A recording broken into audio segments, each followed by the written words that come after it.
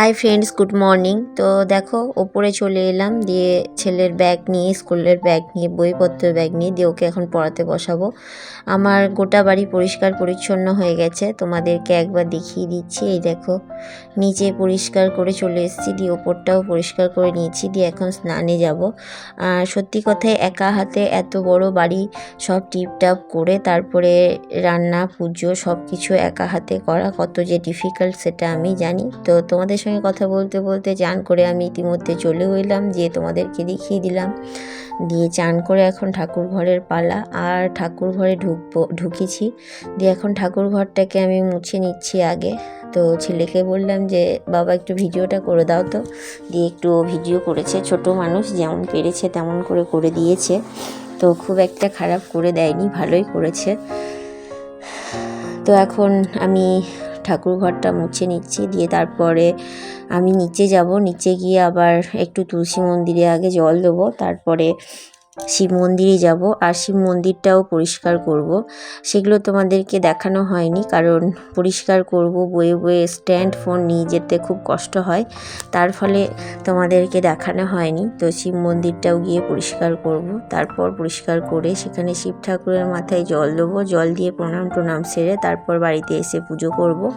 তো দেখো আমার ঘরটা মোছা কমপ্লিট, তো আমি এইটুকুই মুছে নিচ্ছি। আর ঘর বারান্দা এগুলো তো সব সকালবেলায় পরিষ্কার পরিচ্ছন্ন করে মুছে নিয়েছি, তার ফলে এইটুকুই মুছছি। দিয়ে ছাদে এখন একটুখানি গরম পড়েছে, তো টুকটাক করে এগুলো একটুখানি ফুল ফুটতে শুরু করেছে।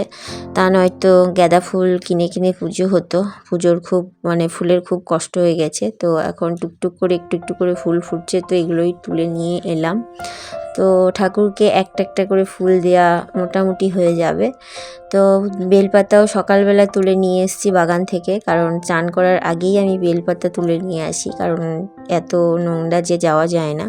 তো আমি সব গুছিয়ে নিয়ে ঠাকুরের ফুল বেলপাতা সব গুছিয়ে নিয়ে একবারে নিচে নামলাম। আর দেখো আমি এগুলো সব পরিষ্কার করে গেছি। আর উঠোন অনেক বড় বাড়ি, আর এগুলোকে পরিষ্কার করতেই আমার অনেকটা টাইম লেগে যায়, তার ফলে আমাকে খুব সকালবেলায় উঠতে হয়। তো এসে আগে তুলসী মন্দিরে একটু জল দিয়ে দিচ্ছি, আর পুরনো তুলসী গাছটাকে তুলে দিয়েছি, দিয়ে একটা নতুন তুলসী গাছ লাগিয়েছি, তার ফলে গাছটা দেখা যাচ্ছে না। আর প্রতিদিন সকালবেলা এই ঠাকুরকে জল দেওয়া, তারপরে একটু প্রণাম ছাড়া, এগুলো না করলে যেন সারাদিন মধ্যে যেন খুব খারাপ লাগে। তো প্রতিদিন এগুলো নিত্যদিন করতে করতে আমি অভ্যস্ত হয়ে গেছি, যে একটু ঠাকুর প্রণাম করে নিলাম। দিয়ে তারপর এখন মন্দিরে যাচ্ছি। দেখো মন্দিরটাকে আমি অলরেডি পরিষ্কার করে নিয়েছি, আর এই জিনিসপত্রগুলো সব আমার কাকা শ্বশুরের, যেহেতু এখন ওদের পালা, তো ওরাই ঠাকুরের নৈবেদ্য করেন আর পুজো দেন। তার ফলে আমাদের বাড়িতে মন্দির যেহেতু, তো আমি প্রতিদিন না পারলেও আমি শনিবার, মঙ্গলবার, সোমবার, বৃহস্পতিবার এগুলো দিনগুলো আসি ঠাকুরের মাথায় জল দিতে। আর এই ঘরগুলোর অবস্থা খুব খারাপ থাকে, কারণ ওদের মন হলে ওরা পরিষ্কার করে, না হলে ওরা করে না। তবুও এইসব পরিষ্কার পরিচ্ছন্ন করার কথা বলেই তো আমি খারাপ হয়েছি অলরেডি, কারণ ওদের বছরে 12 মাসের মধ্যে 7 মাস 12 দিন ওদেরই পালা।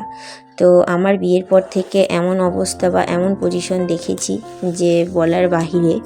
তার ফলে আমি মুখ খুলতে বাধ্য হয়েছিলাম যে আর যাই করো, মন্দিরটা অন্তত এরকম মন্দির নোংরা রাখতে নেই, মন্দিরটা পরিষ্কার করো। তো আগে থেকে অনেকটাই হয়েছে, তবুও প্রতিদিন যে নিখুঁতভাবে পরিষ্কার পরিচ্ছন্ন করবে সেরকমটা করে না। তো আমি যাই, যেহেতু বাসি ঘরে ঠাকুরকে ফুল জল দেওয়া আমাদের কোনো দিন অভ্যেস ছিল না, আর নেও। তার ফলে আমি যখনই যাই মন্দির ভালো করে টিপটা পরিষ্কার করে তারপরে আমি ঠাকুরের মাথায় জল দিয়ে তারপরে প্রণাম সেরে আসি। আর এরকম আমাদের শ্বশুর বাড়িতে 2টো ঘর, আর 2টো ঘরে 2টো করে 4টে শিব ঠাকুর। তো আমি এইভাবে শিব ঠাকুরকে জড়িয়ে ধরে প্রণাম করি, আমার ভীষণ ভালো লাগে আর খুব শান্তি পাই, জানি না কেন খুব মনের শান্তি হয়। তো মন্দিরে ভাবি একাধ সময় আমি খুব ক্লান্ত, যাব না, কিন্তু একাধ সময় জানি না, মন্দির হয়তো আমাকে টেনে নিয়ে যায়, হাজার কষ্টেও যেন আমার মনে হয় না গেলে আমি শান্তি পাই না।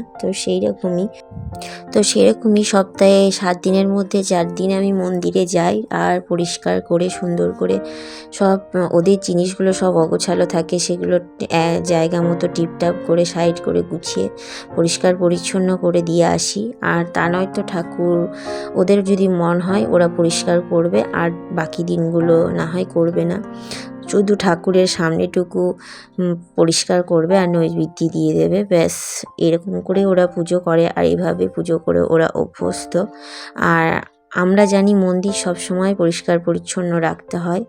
তো আমাদের বাবা মার আমাদের বাড়িতে তাই তো দেখেছি যে মন্দির সব সময় পরিষ্কার রাখতে, আর সেই কারণেই আমার ভালো লাগে না। আমি এখানে এসে এদেরকে দেখেছি, দিয়ে বলতেও হয় না, অনেকটা পরিবর্তনও ওরা হয়েছে আগের তুলনায়। কিন্তু খারাপ আমি হয়েছি, খারাপ বলেছে ঠিকই কথা, কিন্তু ওরা পরিবর্তনও হয়েছে।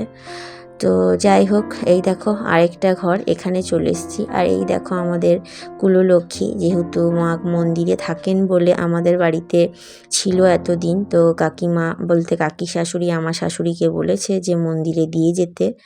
তো ওরা সব কিছুতেই ঠাকুরকে অধিকার খাটিয়ে করতে চায়, এমন একটা ভাব। তো আমরা কোনো বিবাদ না করে দিয়ে চলে এসেছি।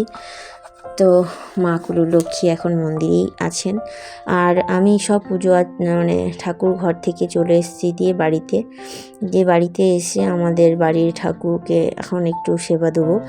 আর সত্যি কথাই ওইটাই আমাদের মানে কুলো মন্দির আর কুলো দেবতা তেনারাই, কিন্তু বাধ্যতামূলক আমাদেরকে যে যার মতো করে ঠাকুর নিজেদের মতো করে কিছু ঠাকুর আমাদের ঘরে সবাই একটু একটু করে বসিয়ে নিয়েছে, কারণ মন্দিরটা পুরোটাই ওদের আওতায় থাকে। তার ফলে যে যেরকমভাবে পুজো করবে সেরকমভাবে করতে পারে না, তার ফলে সবাই সবার মতো যার বাড়িতে এসে ঠাকুর স্থাপন করেছেন বা বসিয়েছেন। তো সেরকমই আমাদের বাড়িতে আমরাও ঠাকুর বসিয়েছি, তো সেখানেও একটা আমাদেরকে পুজো করতে হয়। আর সে কারণেই আমি এখানে এসে এখন পুজো দিচ্ছি, সব জোগাড়যন্ত্র করে নিচ্ছি। আর জানি না ভিডিওটা তোমাদের কেমন লাগবে, যদি ভালো লেগে থাকে প্লিজ লাইক শেয়ার সাবস্ক্রাইব করো, আর ভালোবেসে আমার পাশে থেকো। জানি না ইদানিং ভিডিওগুলো আমার ভিউজ হচ্ছে না, জানি না কতটা আদৌ খারাপ হচ্ছে, কিন্তু আমার যতটুকু মানে ক্ষমতা ভালো করার চেষ্টা করছি, জানি না আদৌ ভালো হচ্ছে কি না, তার ফলে হয়তো ভিউজ হচ্ছে না। তো যাই হোক, তাতে কোনো ক্ষতি নেই বা তাতেও দুঃখ নেই, আমি আমার কর্ম করে যাব। ভগবান যদি চান তো আমি কোনো দিন যদি প্রতিষ্ঠিত হতে পারি হব, আর যদি ভগবান না চান তো একদিন না একদিন এইভাবেই হয়তো বা ভিডিও করতে করতে হয়তো বা ক্লান্ত হয়ে পড়ব, কিন্তু হাল ছাড়বো না। জানি না কি হবে, শেষে ভগবানের ওপর ছেড়ে দিয়েছি। তো যাই হোক, তোমাদের যদি ভালো লাগে কমেন্টে জানিও, তোমরা কমেন্ট করলে আমি খুব মোটিভেট হই। তো দেখো এখন সবাইকে একে একে করে ফুল দিয়ে দিচ্ছি, আর সবাইকে একটা একটা করে ফুল দিয়েছি। যেমন মন্দিরে শিব ঠাকুর 4 জনকে 4টে মানে ফুল দিয়েছি, মা কুললক্ষ্মীকে ফুল একটা দিয়েছি, বাড়িতে এসেও তেমনি সবাইকে একটা একটা করে ফুল দিচ্ছি, কারণ ফুলের এত অভাব হয়ে গেছে যে ফুল নেই। সেই কারণেই সবাইকে একটু একটু করে ফুল দিয়ে প্রণাম সারছি। আর ছেলে এদিকে ওই যে বললাম না, ছেলে সামলানো, এই সব কাজের সাথে সাথে বাচ্চা সামলানো, আর যদি সে জেদি হয় বা রাগী হয় একগুঁয়ে হয় তো সেরকম বাচ্চা সামলানো আরও ডিফিকাল্ট। তো দেখো আমি এখন পুজো করছি, দিয়ে ওকেও এখন ফুল দিতে হবে, আর যদি ওর কাজটা না হয় তাহলে তোমাকেও করতে দেবে না, ও এতটাই জেদি। সে কারণে ওকেও আমি সামলানোর জন্য ওকে ওর মতো করতে দিই, তো ওও আমার সাথে এইভাবেই করছে।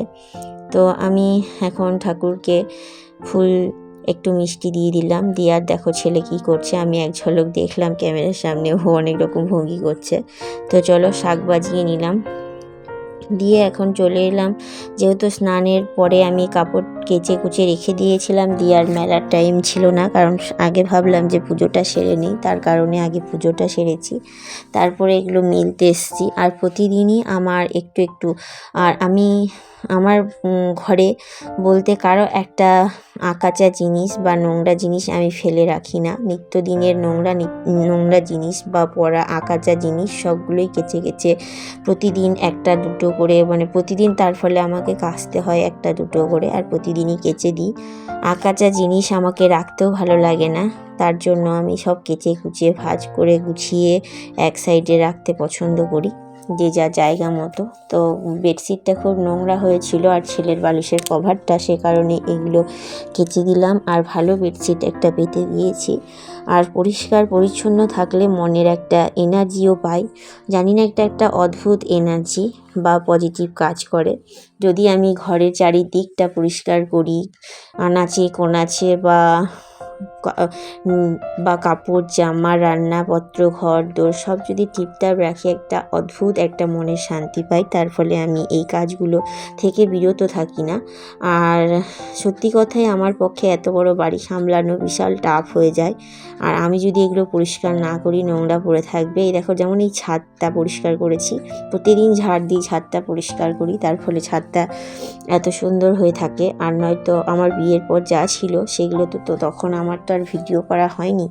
তো সব পুরো বাড়িটাই আমি এসে চেঞ্জ করার চেষ্টা করছি।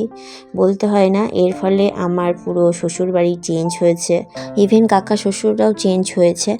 আমাকে হয়তো খারাপ বলে, কিন্তু মুখের উপর জোর দিয়ে বলতে পারবে না যে আমি খারাপ কিছু করেছি। আর এটা দেখো শাশুড়ির ঘর, শাশুড়ি থাকাকালীন আমি এটা পরিষ্কার করি না, শাশুড়ি মারিয়ে সেটা পুরোপুরি অধিকার। তো সে কারণে আমি এখানে অতটা হস্তক্ষেপ করি না। তো আর শাশুড়ি মাও চান না যে আমি তার ঘরটা গুছিয়ে দিই, কারণ আমার গোছানো তার পছন্দ হয় না, সে তার মতো রাখে, তার কারণে আমি অতটা হস্তক্ষেপ করি না। তো আজকের জন্য এইটুকুই।